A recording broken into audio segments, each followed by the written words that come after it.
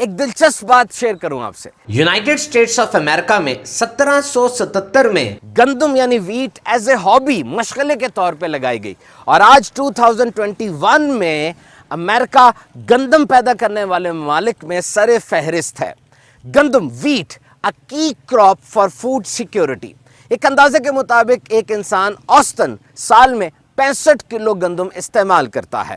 پوری دنیا کے سارے بر اعظموں میں گندم اگائی جاتی ہے سوائے انٹارکٹیکا کے، اور 2021 میں 544 ملین ہیکٹرز پر 763 ملین ٹنز گندم ہم نے حاصل کی. گندم کی فصل کی تجارت باقی تمام فصلوں سے سب سے زیادہ ہوتی ہے. گندم ایک ورسٹائل فصل ہے. سارا سال کے ہر مہینے میں دنیا میں کہیں نہ کہیں گندم اگائی جا رہی ہوتی ہے، اور جتنی قسم کے کھانے گندم سے بنتے ہیں کسی اور سے نہیں بنتے.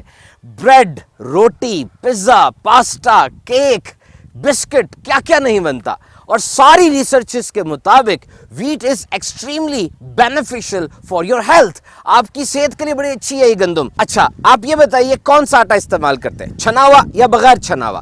جو بغیر چھنا ہوا آٹا ہوتا ہے ہول ویٹ، اس میں چوکر ہوتی ہے بران، جو کہ بہترین ہے انسان کی صحت کے لیے.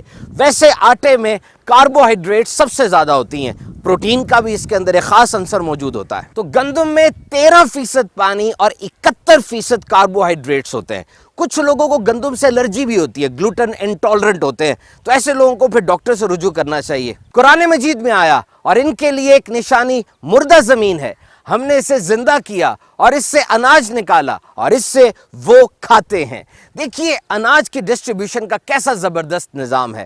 جب فصل کٹتی ہے اناج کے دانے زمین پر گر جاتے ہیں، کیڑے آتے ہیں اپنا حصہ لے جاتے ہیں، اور پھر جب وہ اناج پروسیس کیا جاتا ہے کسی غریب کو دے دیا جاتا ہے، جب بوریوں میں بند کیا جاتا ہے کچھ زمین پہ گر جاتا ہے، گوڈاؤن میں گر جاتا ہے، پھر کیڑے آتے ہیں، پرندے آتے ہیں، اپنا حصہ لے جاتے ہیں، اور آپ کے سامنے یہ اناج روٹی بن کر جب آ جاتا ہے اس سے پہلے کہاں کہاں تقسیم ہو چکا ہوتا ہے. بلکہ اناج کا ایک دانہ اگر 2 حصوں میں تقسیم ہو جائے تو سمجھ لیجئے ہر حصے پر کھانے والے کا نام لکھا ہوتا ہے. بے شک اللہ رب العزت قادر مطلق اور رازق ہے.